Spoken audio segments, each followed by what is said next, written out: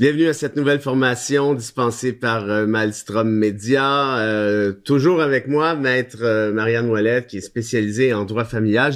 Maître Ouellette, merci d'être avec nous encore, évidemment. C'est la réalité, malheureusement, particulièrement en droit de la famille, là, où il y a beaucoup d'ordonnances et des ordonnances qui sont détaillées sur de nombreux sujets, les modalités de garde, l'heure à laquelle on prend l'enfant à charge, le transport, qui va le chercher, qui va le reconduire, après ça les pensions alimentaires, le partage des dépenses communes, qui rembourse qui, comment, les assurances, quand il y a des assurances médicales. Donc, vraiment, après ça, le partage des actifs.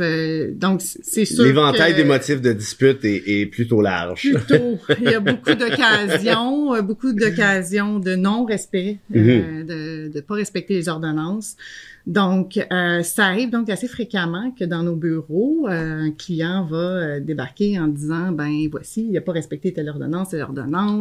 Souvent, la première chose qui leur vient dans la bouche, c'est outrage au tribunal, parce que c'est un concept qu'ils ont entendu, évidemment, et tout ça.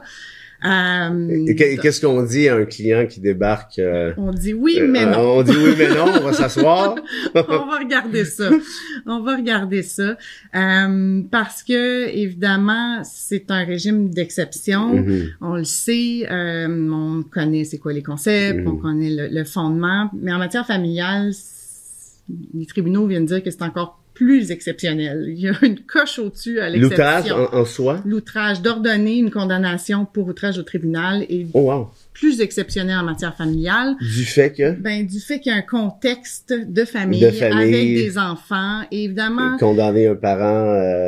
c'est ça, on veut pas envenimer la situation, etc.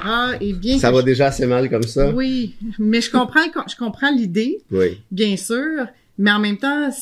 Si on est rendu là, c'est parce qu'il y a une problématique, c'est certain. Et puis, comme c'est des ordonnances, justement, qui touchent les enfants, il y a encore plus de raisons de les faire respecter puis de s'assurer qu'elles soient respectées. Je pense qu'un enfant qui va être plus impacté, si je peux dire, là, par le non-respect des ordonnances que par une sanction d'outrage au tribunal à un parent. Tu sais, je veux dire, si on a mis en place ou s'il y a un jugement qui a mis en place des modalités, c'est certain que faut les faire respecter. Donc, oui, les tribunaux disent... Donc, il y a une certaine mensuétude de la part des tribunaux lorsqu'il y a violation? C'est-à-dire qu'ils vont regarder plus large. Ils vont regarder le contexte familial. Puis ils vont s'assurer de prendre une décision qui va être peut-être pas... En fait, le but, ça sera pas de punir le parent fautif, mais peut-être soit de chercher une solution pour régler la problématique. Donc, c'est sûr qu'ils vont voir, il va falloir explorer les autres possibilités. C'est un recours qui doit être pris s'il n'y a plus aucun autre recours. Donc, ils vont vouloir s'assurer que... Et quels seraient disons que j'ai oublié la formation en droit collaboratif, quels seraient les autres recours qui éviterait justement parce que c'est l'arme nucléaire, là, l'outrage. C'est l'arme nucléaire. Il y a, par exemple, une demande qui peut être prise pour faciliter l'exécution des jugements, qui est l'article 657 du Code de procédure civile. Il pourrait avoir une demande en dommages qui pourrait être prise en manquement en vertu de l'article 342 si ça se passe dans le cadre des procédures.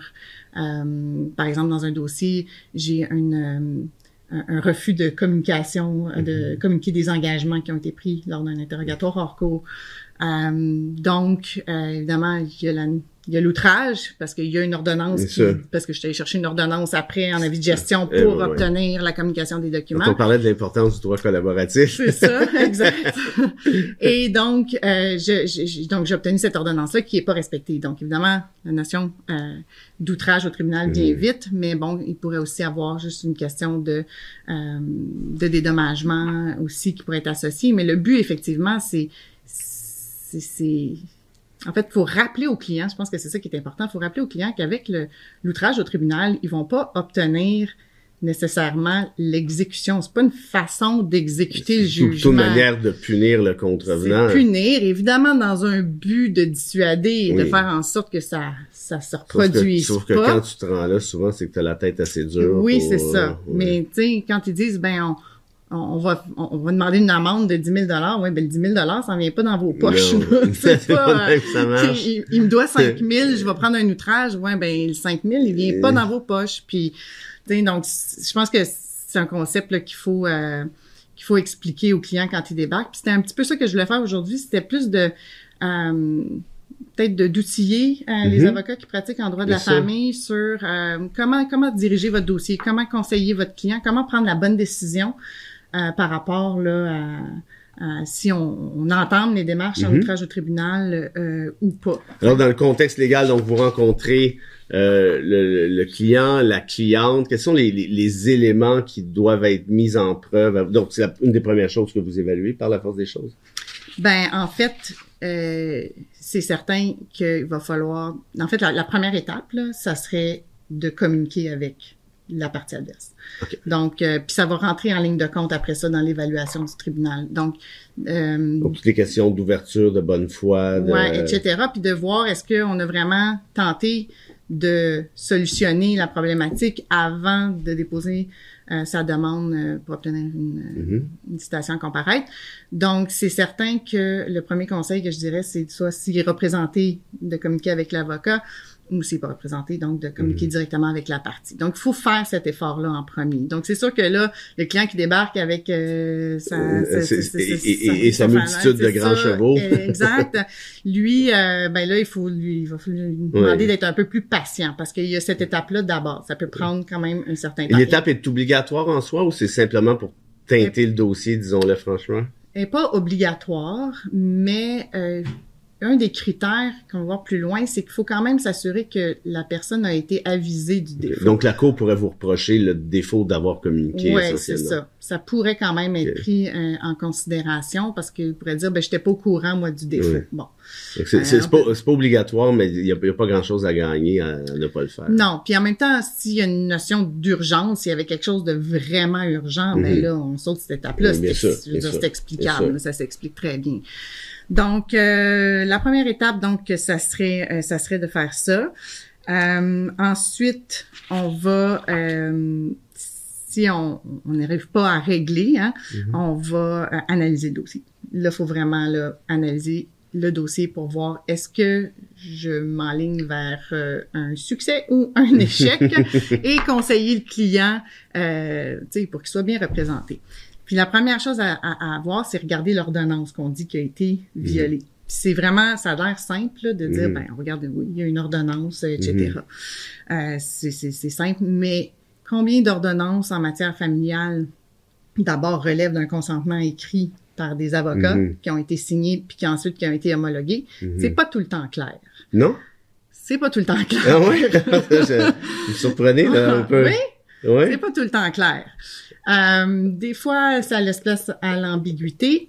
Et dans un cas comme ça, si l'ordonnance n'est pas claire, ben on peut pas venir dire qu'il y a outrage. Tu sais, je veux dire, si elle est vague, si elle est pas assez spécifique, etc. Donc, ça aussi, c'est un conseil. C'est quand vous rédigez, c'est sûr qu'il faut qu'on fasse preuve de minutie. Il faut vraiment s'assurer pour que ça soit le plus clair possible, mais porter une attention particulière à ça pour s'assurer que si jamais, pour aider vos clients par la suite, parce que si jamais il y a une contrevenance, il y a quelque chose qui fonctionne pas, ben au moins, je veux dire, on va avoir une ordonnance qui parce que là, par la suite, c'est quand même plus difficile de retourner à la table à dessin et de réécrire de nouveau.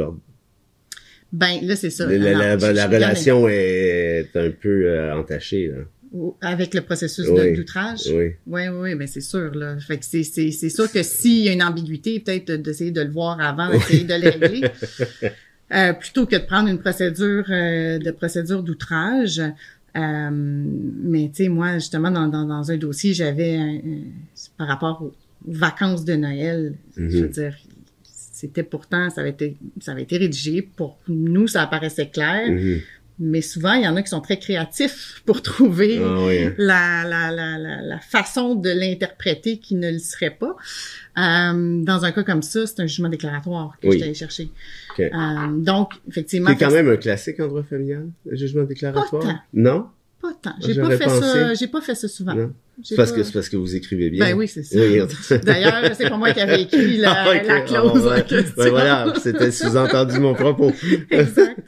Donc c'est ça. Alors, il y a aussi ce que je peut-être spécifier là, qui est intéressante parce qu'il y avait eu une controverse. Ben, il y a encore peut-être une controverse jurisprudentielle là, au niveau de des ordonnances. Est-ce que c'est une ordonnance quand un juge écrit déclare plutôt que ordonne dans un jugement? Parce qu'en matière familiale, les juges vont faire preuve de créativité. J'aime ce mot, de créativité pour pas utiliser le mot ordonne, parce que ils veulent pas. Ouais, tu sais, ça va être. Parce que c'est stigmatisant. Ben oui, puis on veut pas, tu sais, c'est confier la garde, accorder des droits d'accès, donc déclarer que la partie ou prendre engagement, prend acte que s'il y a un engagement, etc. Ce qui est une bonne chose parce que les parties se sentent moins, tu sais, ordonnent d'aller chercher ton enfant à telle heure.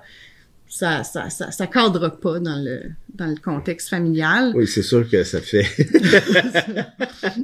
Donc, ouais, ça enlève du lustre un peu au bonheur. Donc, il y avait eu des jugements dans le passé là qui disaient que si c'était marqué déclare, une personne ne pouvait pas être condamnée pour outrage au tribunal.